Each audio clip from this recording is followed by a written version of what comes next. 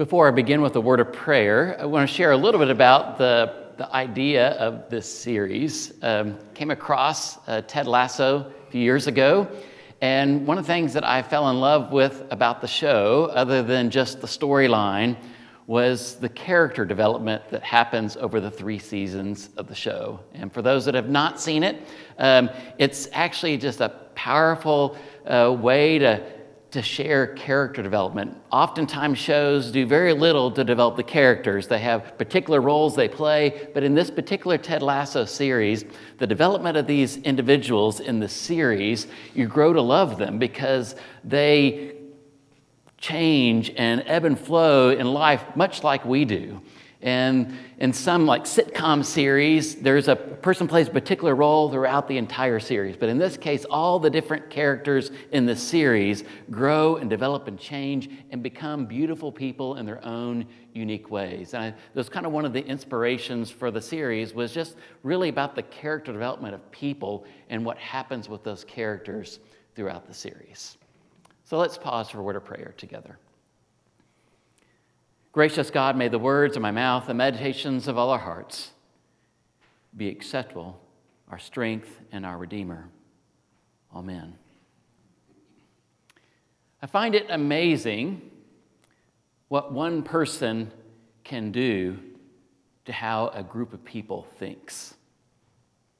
If you have the right kind of person, the right kind of charisma, the right kind of personality, the right kind of words that come from your mouth, the right kind of following through on your words with your actions, the right kind of person gets put into place amidst a community, it's amazing the kinds of things that community can become. And part of that is how the word belief functions within that community. And I think belief functions on 2 levels. There is the level of belief of what I believe about myself, what I think I'm capable of.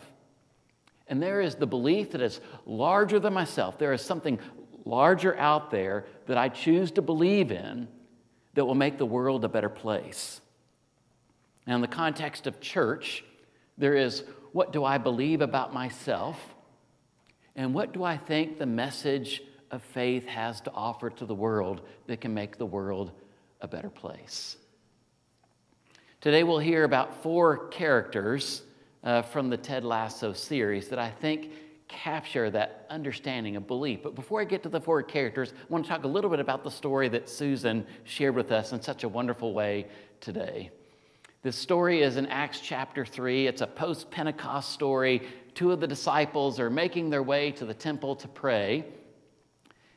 And the interesting thing is before they get there, we get a little backdrop about the person that's at the front of this gate entrance to the temple area.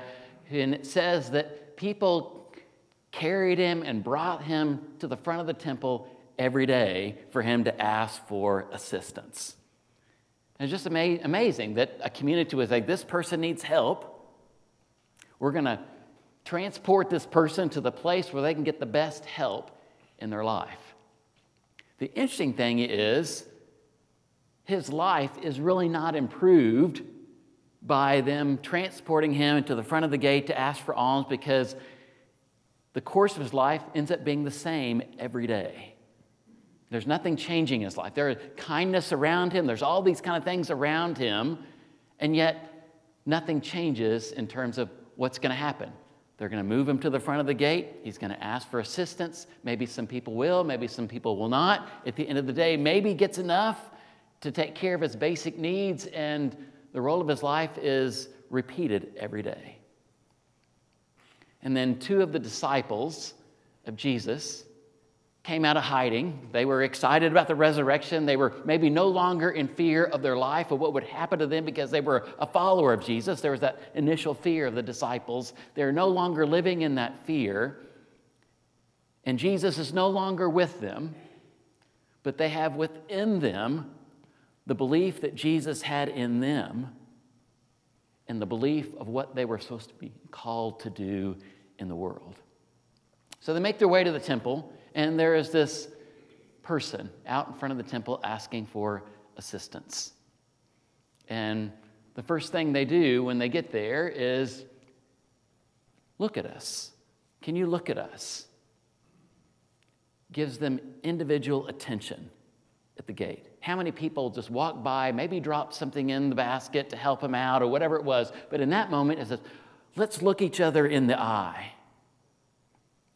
Let's make direct contact with one another. I want you to see me, and I want to see you. The two disciples gave that individual humanity and agency and the potential to be himself rather than just an object in front of the temple. Because we're going to give you something today, but it's not what you think you're going to get. You typically are getting gold and silver and gifts, but we're going to give you something different today. Why don't you just stand up and walk? I'm sure that was something way outside the context of what he thought was possible in his life. Because every day up until then had been the exact same. They grab his hand, he stands up, and he not only walks, he enters the temple and he's jumping and leaping and walking around and super excited. My life is different. My life is filled with joy, and I'm going to celebrate it. I want everyone to see the joy that I've got now that these two gentlemen gave me that I thought was never possible in my life. You know, this person that's leaping and jumping and running around the temple, all these other people thinking, we knew this guy. He's been outside the front, and look at him now. And there's this amazement.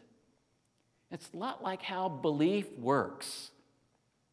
Once it catches hold of you, there is this energy that emits from you that's hard not to notice.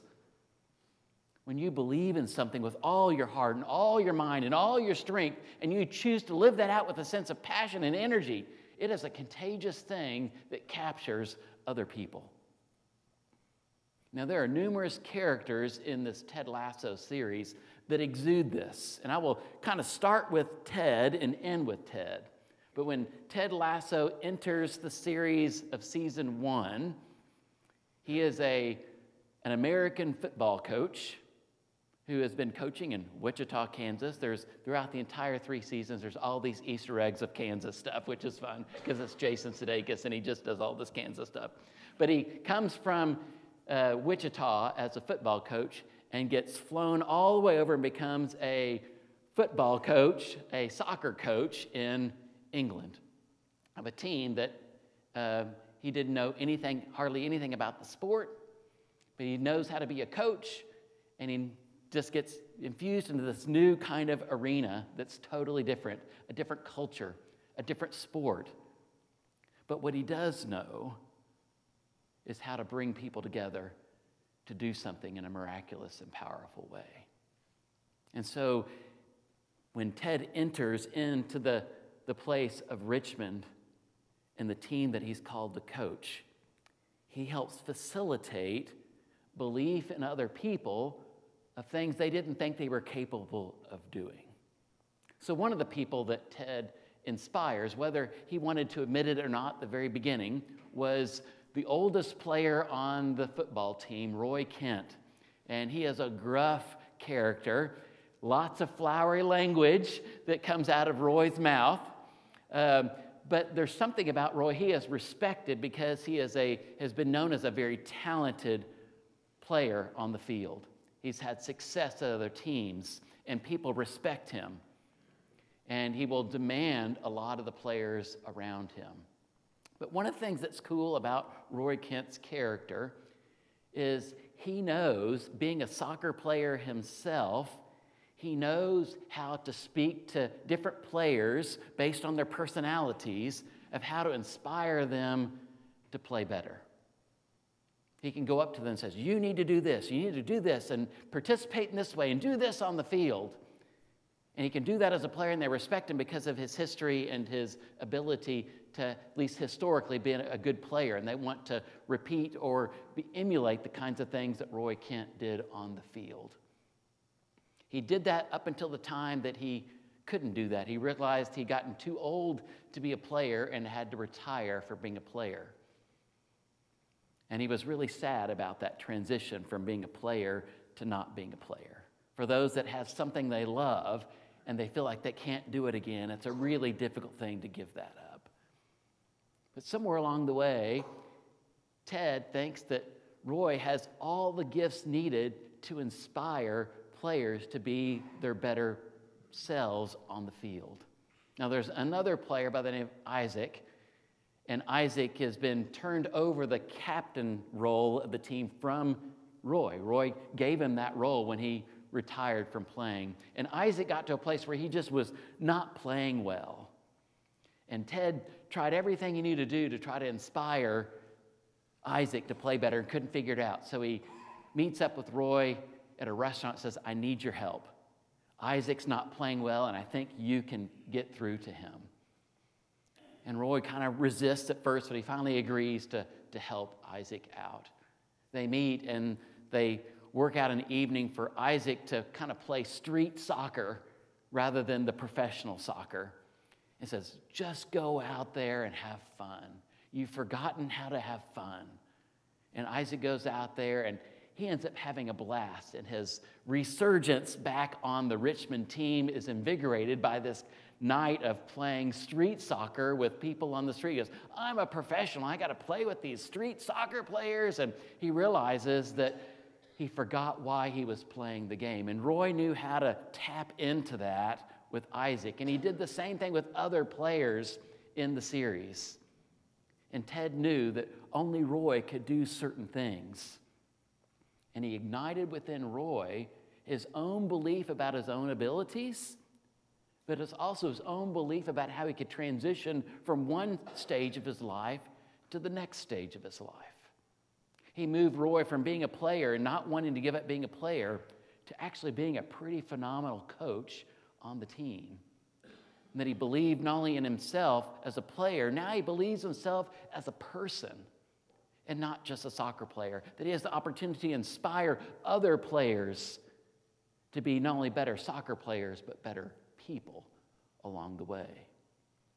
So to me, Roy Kent, which is maybe not someone you would pick out in the series of, Chris is going to talk about this particular character in terms of belief, Ted allows Roy to become this really phenomenal person in his own growth as an individual. And you see the gradual growth of Roy Kent from episode to episode and season to season and the layers and depth that are created in this person. Now, there's another character in the film by the name of Leslie Higgins, and he is the director of football operations. And I would consider him an organizational loyalist, is the way I would label him. He will do anything for the organization to make it successful. But he also is a loyalist in terms of he's told something to do, he's going to do it. Now, one of the things that's interesting is Rebecca, who is the new owner of the team, her initial goal at the beginning is to destroy Richmond, because when she went through a divorce, the one thing her husband loved was the team, and she wanted to do everything to make that team fail in spite of her ex-husband. Leslie Higgins does not like this idea, but he does everything that Rebecca asks him to do, except I think of the passage in Jesus, don't only walk 1 mile, but walk 2. So Leslie does everything Rebecca asks him to do, except he does way more than Rebecca asks him to do. Rebecca wants Ted to fail as the new coach. He really brought him in not to be successful. She brought in, I want to bring in this American football coach to coach this English football team, and it's going to just go horribly wrong, and the team's going to fail, and I'm going to be excited about that. And one of the things that Rebecca doesn't know that's going on, even though Leslie Higgins is doing everything that Rebecca asked him to do, he is starting to have lunch with Ted and meeting with the players, and he develops all these relationships with people that even though he's done everything Rebecca asked him to do, he's done twice as much to do almost the opposite of that at the very same time. The other thing that Leslie Higgins does is he has 2 traits that are admired by people that sometimes go overlooked by organizational loyalists. And one of those traits is kindness. He is about as kind of an individual in the whole series. He opens up his home on Thanksgiving evening to all the players that are from different countries, say, if you don't have a place, come to our house for Thanksgiving. And in previous years in the show, he said hardly anyone came. But this year that we got to experience in the show, every player shows up. All these players come, and it's almost like a loaves and fishes feeding the 5,000 night. The food just keeps coming. But Leslie Higgins has this genuine kindness towards people. And when you have that genuine kindness, there's a sense that all of us respect someone that has that genuine kindness and care of other people. The other thing that Leslie Higgins has that I kind of call his superpower is that he just has these nuggets of wisdom. They're going, man, that was good, Leslie. Whether it's Ted or one of the players or one of the other people in the organization, when he speaks and says something, even if it's a one-liner, he speaks from a place of great wisdom. And when you add wisdom and kindness together, it's a beautiful combination of creating belief in people, creating an inspiration of how people can live. As a great model for how to understand the human experiment of being in community with one another. That everyone has their own unique personalities, but I think the element of belief that Leslie Higgins brings is this genuine kindness of going over and above. I'll do everything you ask me to do, but I will do twice as much because I believe in the potential of what this organization can do. He doesn't want to see Richmond fail. He actually wants them to succeed in ways that are kind of at his highest dreams, his highest imaginations. And even as Rebecca is trying to undermine the team, even though he's following through, he's doing everything because he believes in something greater than what he's being told to do in the moment. That's a powerful gift when it comes to belief, is that sometimes organizations limit. They kind of put pressure down on what's possible, what someone can do. Oftentimes organizations say, you're only capable of this, you're only capable of this, your skill sets are only this. And Leslie thinks otherwise. He thinks people have gifts beyond that, and he feels like the exchange of kindness and wisdom across the organization will make the organization a better place and allow people to believe in something that's more than just believing in themselves. The third character in the series starts out as just a girlfriend, and that's Keely. Keely is a kind of a off-the-wall personality, crazy hair, crazy spirit, just a fun-loving person. And she starts out as being the girlfriend of Jamie Tartt, the most talented player on the team. But as time goes on, Keely has this infectious spirit of what I call the gift of encouragement. She encourages her boyfriend at the time, Jamie, to think about how he promotes himself as a player, how he carries himself, and tries to help him better understand how to interact with other people around him. She gradually, over the first season, becomes friends with Rebecca, the owner of the team. And at first seems like kind of an odd little pairing of a friendship between the two of them. But it's interesting that the influence that Keely has on Rebecca, who is the owner of the club, and the friendship that they encounter, and the pearls of little wisdom that Keely passes on, makes Rebecca a better person, a better owner, and has better understanding of the people within her organization. And then Keely gets enough of a friendship with Rebecca to know that Rebecca realizes that Keely's got all these talents in marketing, in advertising, and all these other professional gifts. And so Rebecca hires Keely to do marketing for the team and for the players. And one of the cool things that Keely does in that first season is she likes to sit down with all the players and gets to know them and what their interests are and the things that are important to them and the causes that they want to fight for in the world. And so she gets to know each of the players in her own unique ways and wants to promote the best of them and to market the best of them to the wider community. And she also does, even though she has Jamie Tartt, who is the best player, she eventually becomes in a relationship with Roy Kent. And Roy Kent, who struggles with his own sense of belief and identity as much as Ted has influenced Roy Kent. Keeley has equal or maybe more influence on Roy Kent's personality and understanding and identity of himself. Keeley has this kind of quiet way she is interacting with Rebecca and Ted and the players and the people that she has dated, and she has made everyone a better person by her encouragement and recognizing the gifts she sees in those people that they didn't see in themselves. And then there's Ted. I kind of resonate with Ted a lot. He's kind of uses humor quite a bit. I don't know where I'd get that from. He likes humor. He has pearls of wisdom. Jason Sudeikis, who plays Ted Lasso, said this about the character of Ted.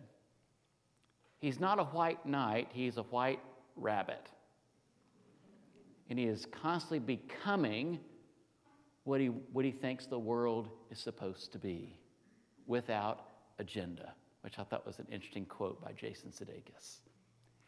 Ted is becoming what he wants the world to be without agenda.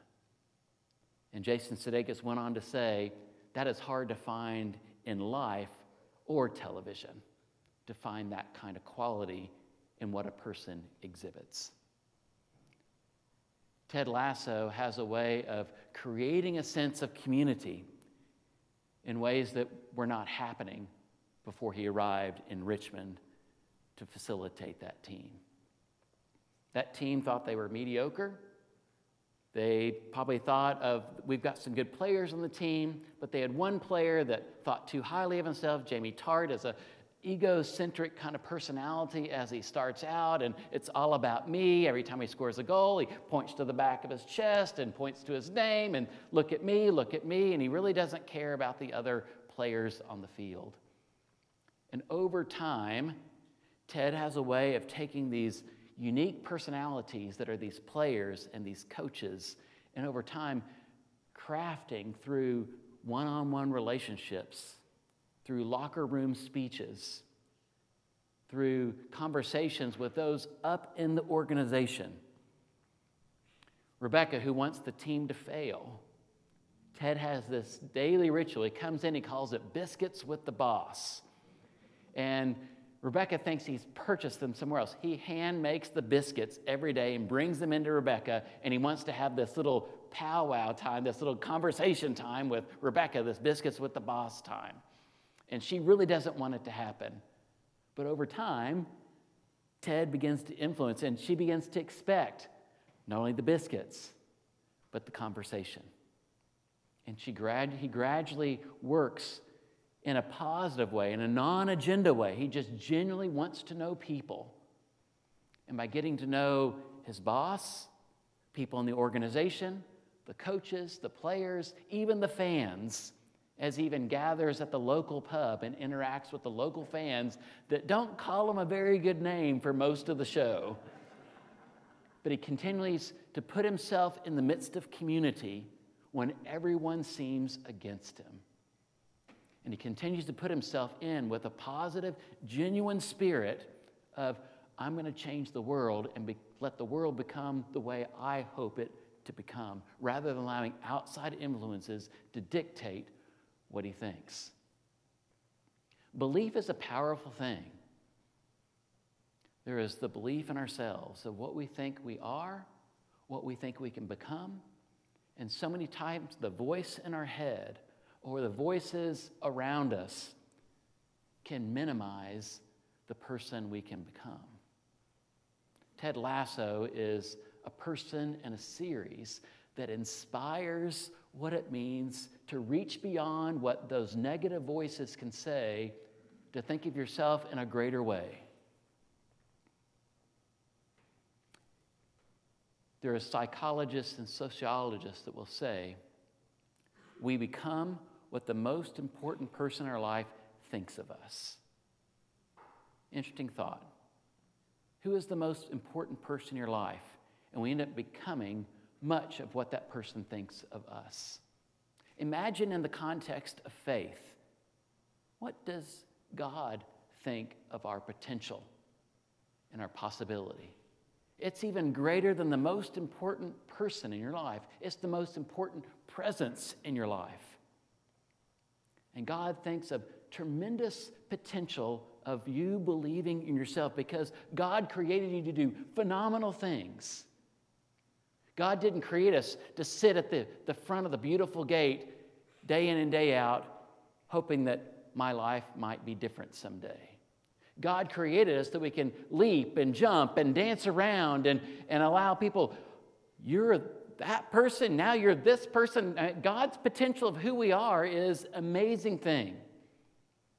And then there is not just the belief in ourselves. There is the belief in what we are called to do, what the mission, the purpose, the meaning of what this whole experiment of church is all together for. It is to allow creation to flourish. It is allowing human beings to reach their full potential. It is allowing God that is in us to be present all around us. We are called to believe in one another. And we're called to believe in what God believes. I mean, I believe and believe. Do you believe that kind of stuff? I mean, if we get excited about what God believes and what we can do, I get excited about that stuff. I don't know about you. I'm not going to just sit out in front of the gate and hope that the world can be a better place. We realize that our belief is so much tied into relationships. And the Ted Lasso series does a phenomenal job of showing how the intricacies of relationships make us all better in the long run. How we choose to believe, what we believe in, and what we believe in together can make all the difference. I mean, I've got it all over my body today. I believe and believe. I've got believe socks. And it's less about the externals and more about deep inside of us. There is a flame that flickers of what's possible in us.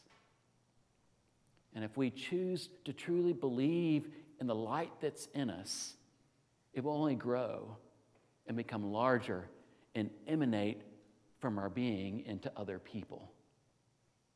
That's the kind of spirit that Ted Lasso brings to a 3-season series. But more than that, and even on a grander scale, that is the kind of spirit that God hopes and dreams the world can become and believes that we can be and are and should be a daily part of that unfolding all the time. May it be so. Amen.